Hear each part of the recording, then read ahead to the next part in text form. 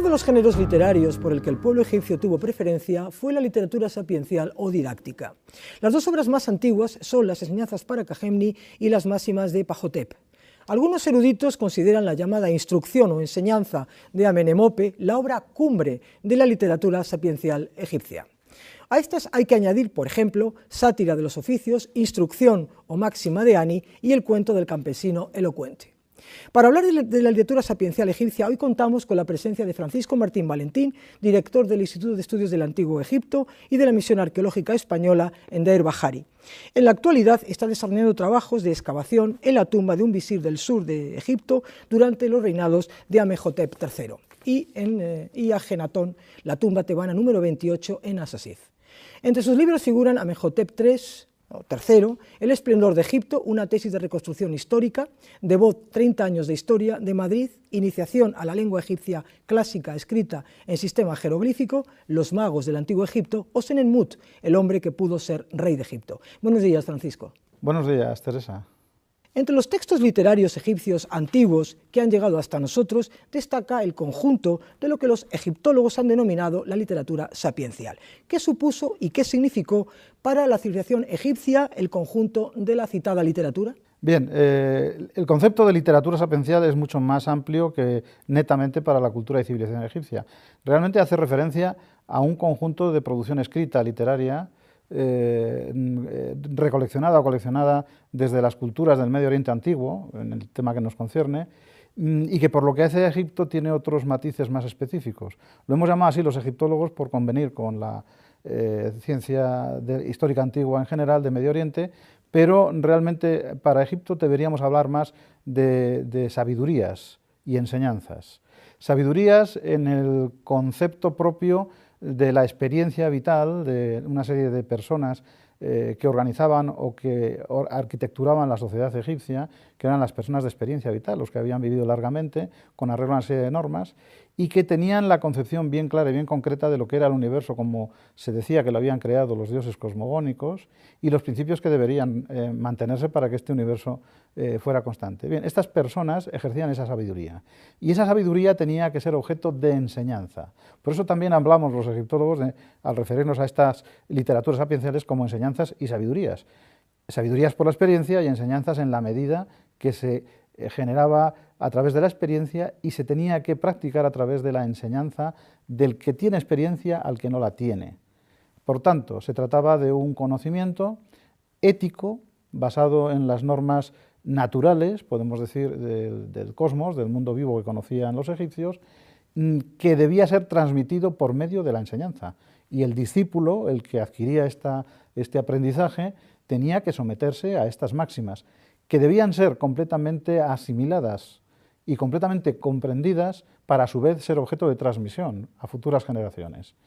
Esta tradición, esta entrega del conocimiento de los expertos antiguos a los expertos modernos, a los nuevos iniciados, sería la que diese continuidad y estabilidad a la sociedad egipcia, que al fin y al cabo era la base, era la estructura sobre la que se mantuvo toda la civilización durante milenios.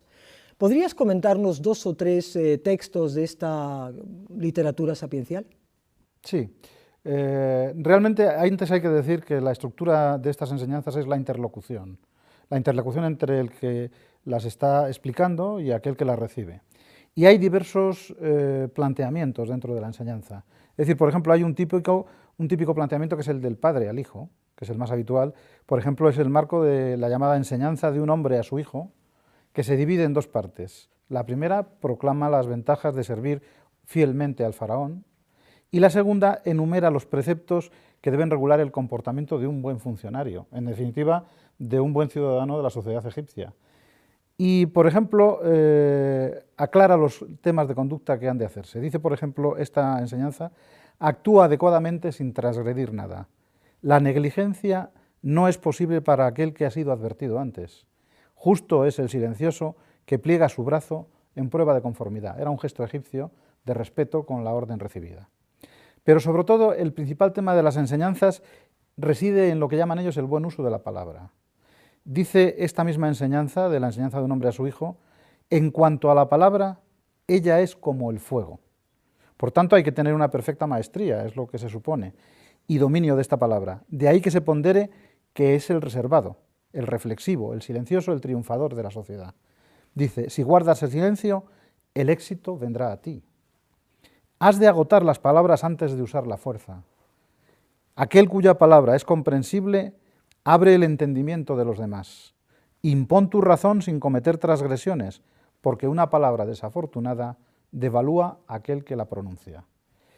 En otras ocasiones es un visir el que está ilustrando al que ha de ser su sucesor en el cargo, puesto que una de las máximas aspiraciones del funcionariado egipcio era que su hijo, su descendiente, le sucediera en el puesto que había ocupado en la sociedad.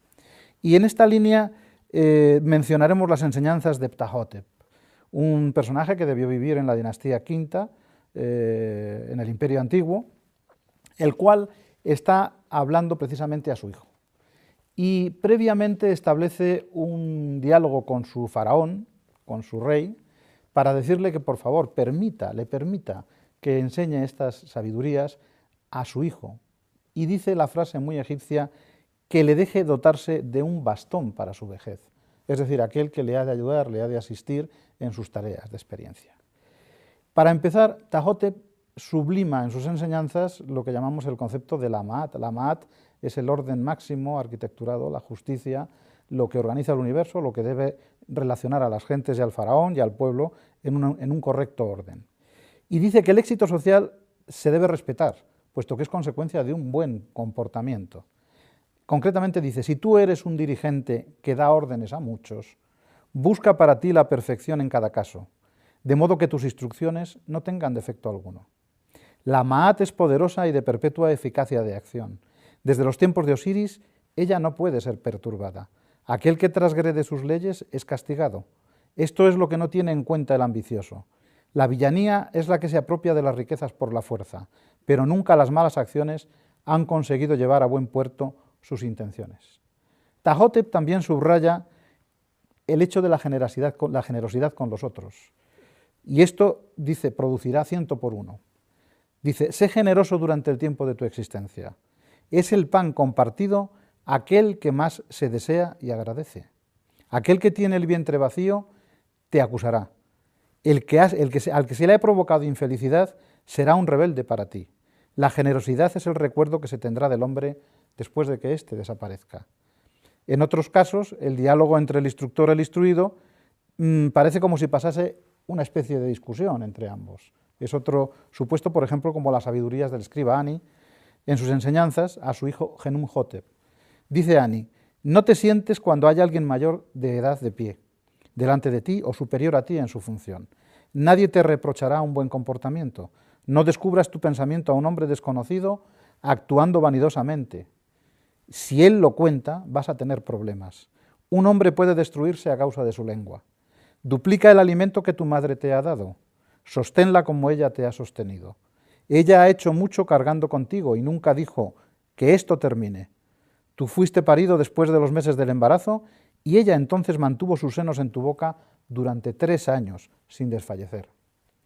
Khnumhotep discute con su padre, se enfrenta a él o le arguye, ojalá yo pudiera ser tan sabio como tú. No obstante, aunque el hijo ocupe el lugar de su padre, cada hombre actúa según su carácter, pero el hijo es torpe cuando piensa por sí mismo. Solo es capaz de decir cosas si lo dice leyendo. Un joven no puede elaborar ningún principio de enseñanza. Y Ani le contesta a su hijo diciendo, por favor, no te apoyes en consideraciones nimias o excusas, deja de escudarte en tus tonterías. Todas ellas me parecen absurdas. Las palabras que tú dices, quieres dejar de leer, no son despreciables en modo alguno.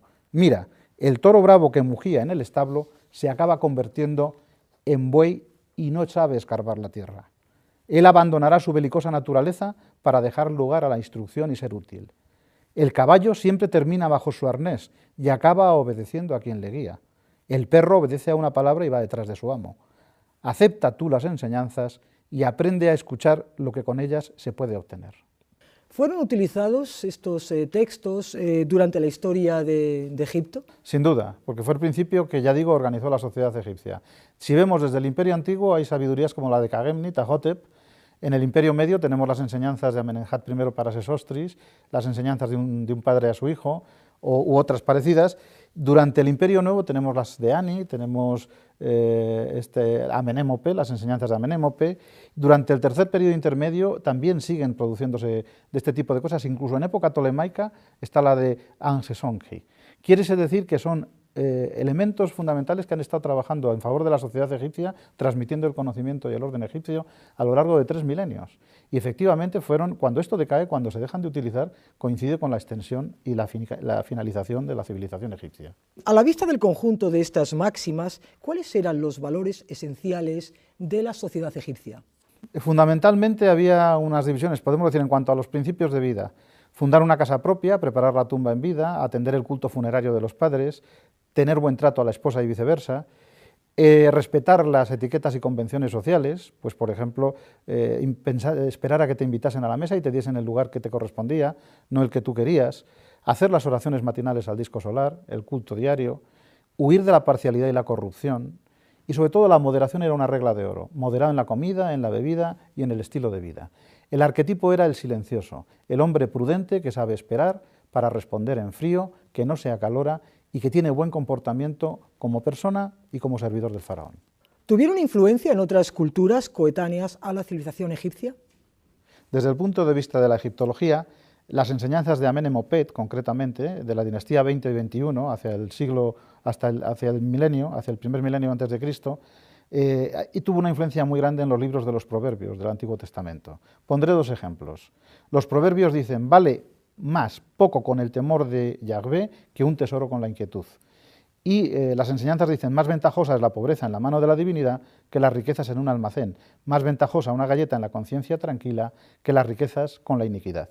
Los proverbios dicen, no te fatigues enriqueciéndote y renuncia a la ganancia deshonesta. Apenas la contemplas, no está ahí, pues ella sabe dotarse de alas como el águila que se pierde en el cielo. Las enseñanzas egipcias dicen, si adquieres las riquezas por medio del fraude, estas no pasarán la noche en tu posesión. Por la mañana ya no estarán en tu casa, se habrán dotado de alas como las ocas y habrán partido como ellas hacia el cielo. Sin duda, la civilización egipcia influyó enormemente, no solamente en la cultura hebraica, sino en otras coetáneas del entorno del Medio Oriente antiguo. Sí. Hasta aquí el programa de hoy. Muchas gracias, Francisco, por acercarnos a la literatura sapiencial de Egipto.